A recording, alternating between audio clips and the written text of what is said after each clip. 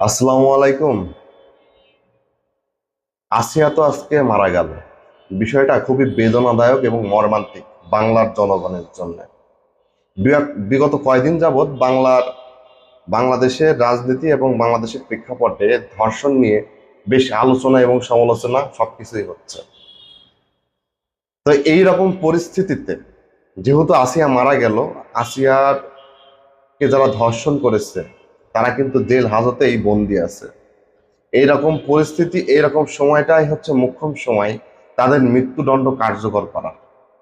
তাদেরকে জনসম্মুখে বের করতে হবে, সবার সামনে তাদেরকে পাথর মেরে থেতলু করে তাদের ইঞ্চি ইঞ্চি জায়গা ক্ষত বিক্ষত করে মৃত্যুদণ্ডকে কার্যকর করতে হবে। কিছু কিছু সময় সরকারকে কিছু নজিরবিহীন দৃষ্টান্ত উপস্থাপন করতে হয়।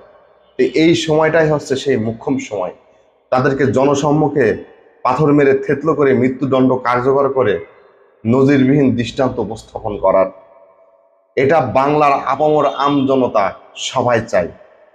তাদেরকে জনসম্মুখে পাথর মেরে মৃত্যুদণ্ড কার্যকর করা হোক, এটা আমার পক্ষ থেকে দাবি। এবং এই বিষয়টাকেই কার্যকর করে সরকার যেন নজিরবিহীন একটা দৃষ্টান্ত স্থাপন করে ইতিহাসের পাতায়। সবাই ভালো থাকবেন। আল্লাহ হাফেজ।